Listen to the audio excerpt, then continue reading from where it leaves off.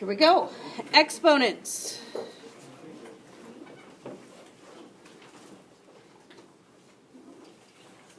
Is that color okay or is it too light? I'll go darker just in case. Today is August 8th, 2018. 8818. All right, we have a couple exponent rules. Hopefully this is all review for you. Here's our first rule. If I have something that looks like this,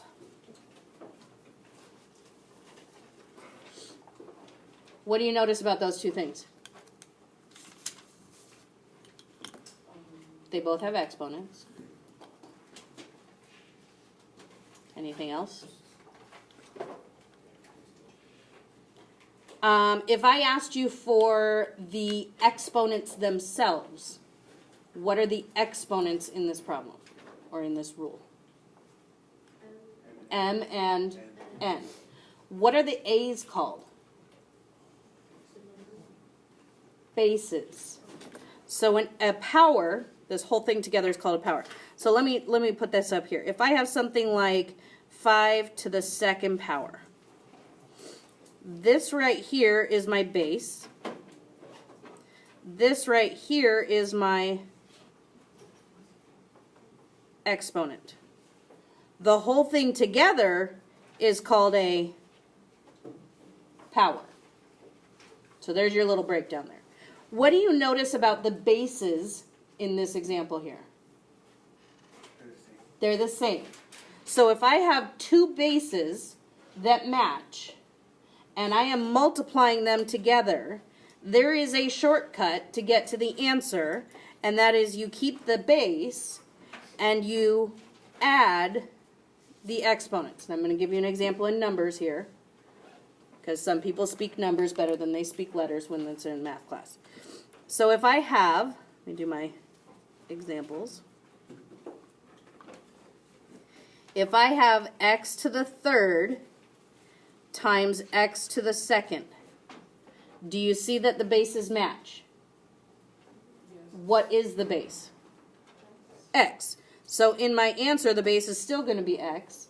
And what happens to the exponents? You add them. So our rule here is you add them, so that would be 3 plus 2, which gives us a result of x to the fifth. Do you want to know why that is? Okay. Well, what is x to the third? If I broke down x to the third, isn't that x times x times x? And if I broke down x to the second, isn't that x times x? And if I put that multiplication sign between those two things, I have x times x times x times x times x, which is x to the fifth. So adding them is the shortcut way of doing that. Okay? So that's rule numero uno. Let's do rule number 2.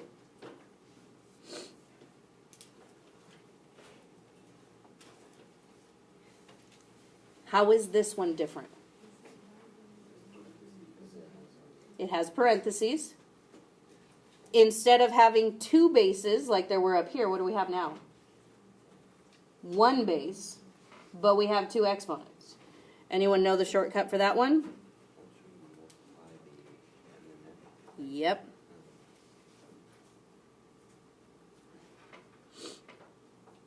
We multiply those. So let me give you an example with numbers. If I have x to the third to the second, the shortcut way is that I would multiply those, and that would give me x to the sixth. Do you want me to show you why? I think the why is helpful because then if you're ever stuck on a problem, you can kind of go the long way and figure out whether it's add or subtract, or add or multiply. Because that's where people mostly get confused, is do I add them or do I multiply them? Now, if this is being squared, that means I have to write it how many times? Twice, right? Like x squared is x times x. Well, if this is being squared, I have to write it twice. So that's x to the third times x to the third. That's x to the third squared.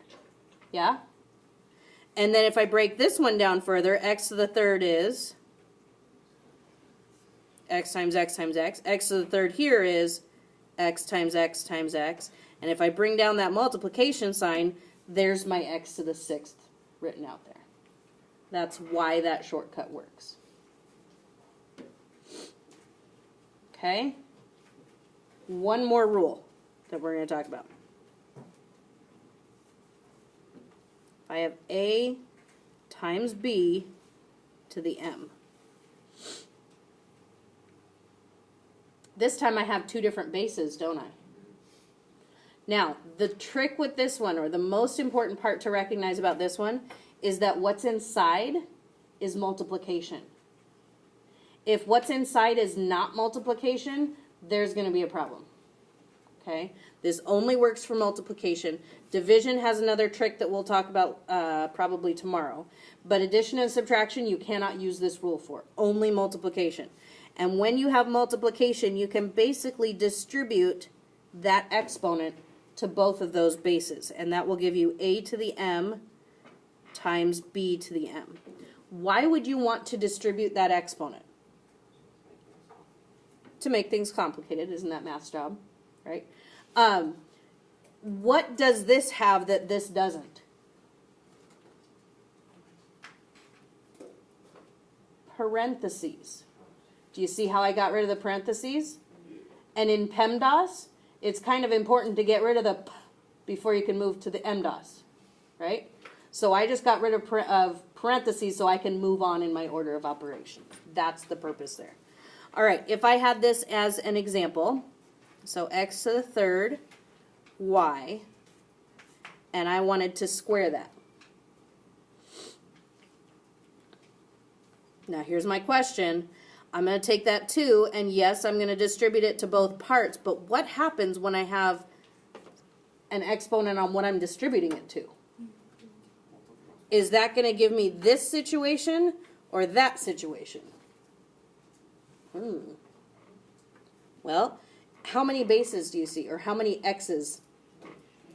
1, which means it's going to be this circumstance where there's one matching base instead of the 2.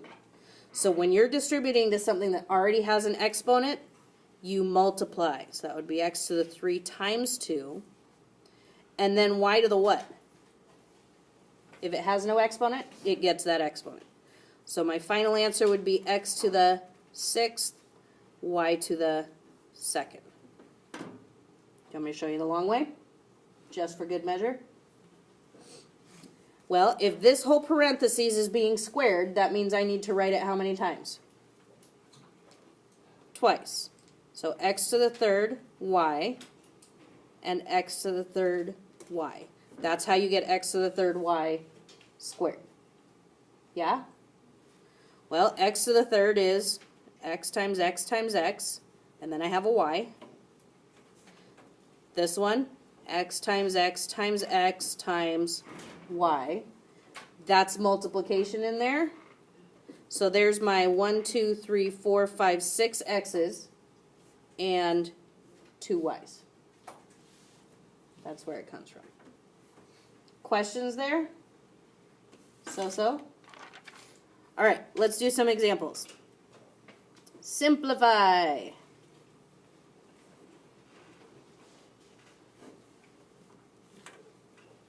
All right, here's our first one. Now, when I give you something like this, where it has numbers in it, I want you to actually show me kind of 2 parts of your answer. Okay? And the 2 parts are, I want to see that this is 3 to the what power? Third. And then go ahead and solve that. What is 3 to the 3rd power? 3 times 3 is 9, and 9 times 3 again is 27.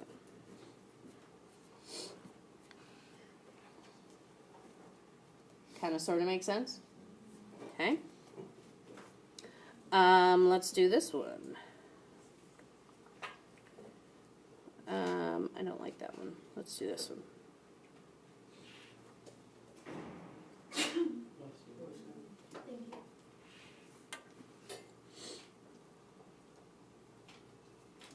Does this follow Rule 1, Rule 2, or Rule 3? Rule 1. So what am I going to do? Add them. So 3 plus 4 plus 5 is what? 12. So? Okay. Let's try this guy.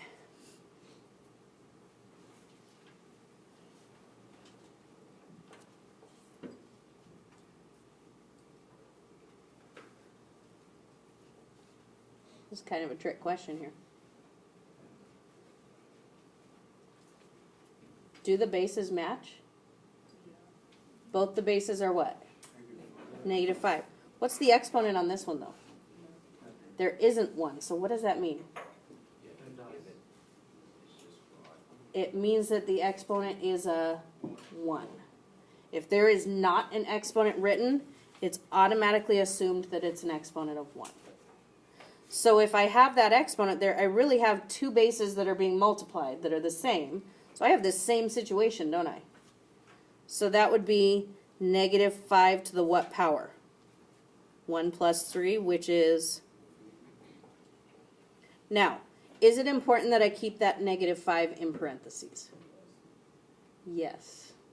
Because if you don't put it in parentheses, it's actually -1 times 5. And that changes when you've got exponent issues. So if you have if you have a negative sign in parentheses, leave it in parentheses the whole time. If it's not in parentheses, then leave it out of parentheses the whole time. Okay? By the way, is there a difference between that and that? Think about that for a minute. Is there a difference between those two things?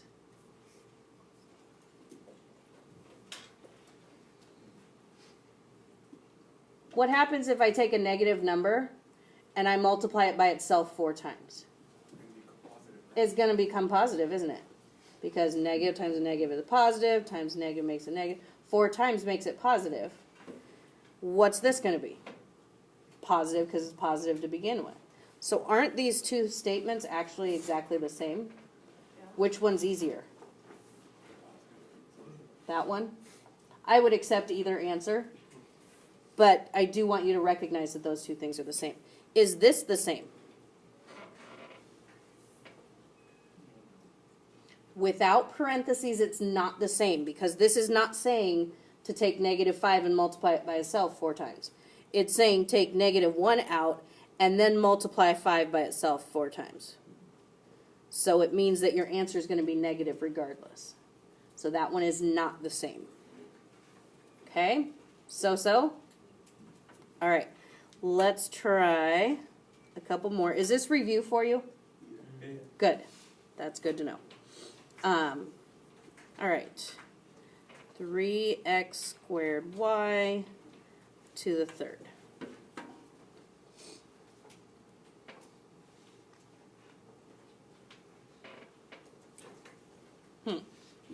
Which rule is this working on? Rule 1, 2, or 3?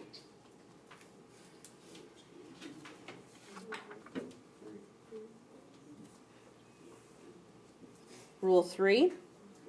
Looks like rule 3, because we got a few things going on inside, and they're connected by multiplication, so we got rule 3. Now, what do I do with this 3 out in front?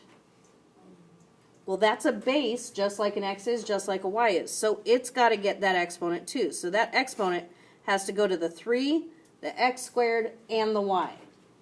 So that's going to give me 3 to the 3rd, x to the what? It already has a 2. Do I multiply it or do I add it? How many x bases are there? There's only one x base, so I'm going to multiply. Do you get what I mean when I say that? X is only written once there. And then y doesn't have an exponent, so that gives me y to the 3rd. So my final answer, what is 3 to the 3rd? We already figured that out. So I have 27x to the 6th, y to the 3rd. So? Good answer. I'm going to squish one more on here before I give you one last rule. If I have something like this,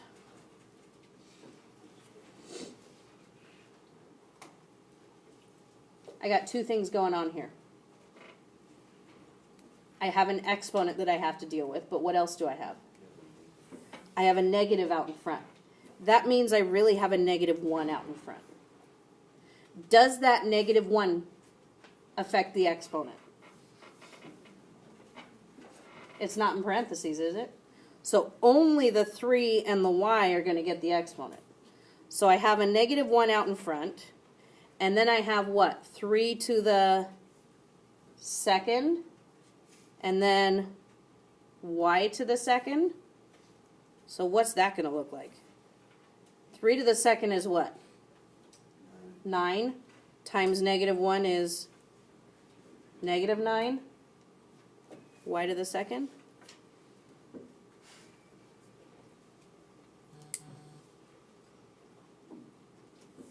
Okay. One other rule that I'm going to do, I'm going to call this rule 4.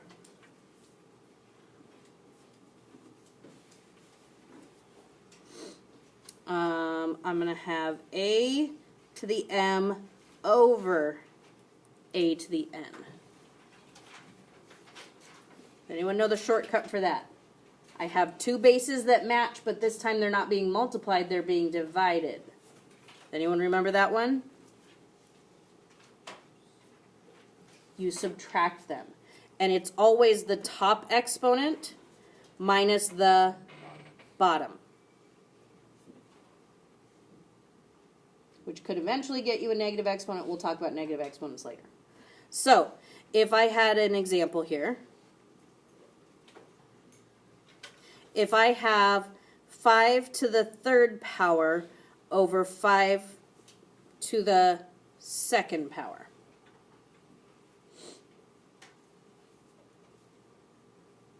what would I do? I would call that 5 to the top exponent minus bottom exponent, which gives me what? 5 to the first, which is just 5. Why does that work? Let me show you. 5 to the third is 5 times 5 times 5, correct? 5 to the second is 5 times 5. You can cancel off those 5s. You can cancel off those 5s, and you're just left with 5. Pretty easy? Okay, so let's try one last example. If I have x to the 12th over x to the 7th, actually I'm going to give you two examples and I want you to try them. I want you to try this guy, and I want you to try this guy.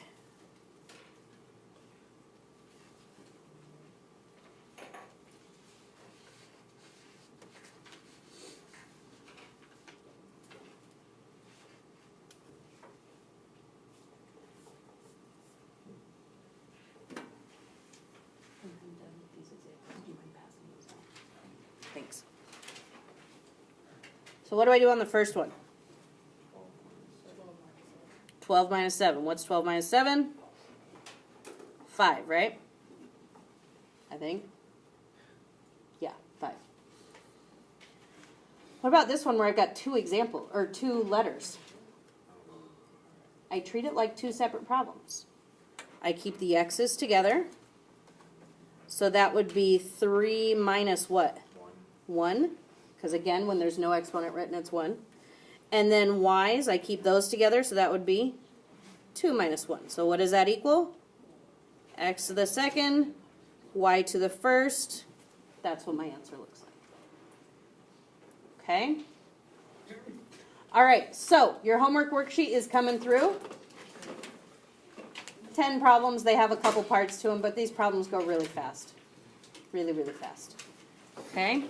At some point this evening, I will post this on Google Classroom, and if you're feeling adventurous and you want to try and snap a picture and turn it in, more power to you. Okay? If you can't figure that out for some reason, we'll figure it out tomorrow in class. Okay? Mm-hmm. Can we get the lights back on, please? In the back? Por favor. Thank you.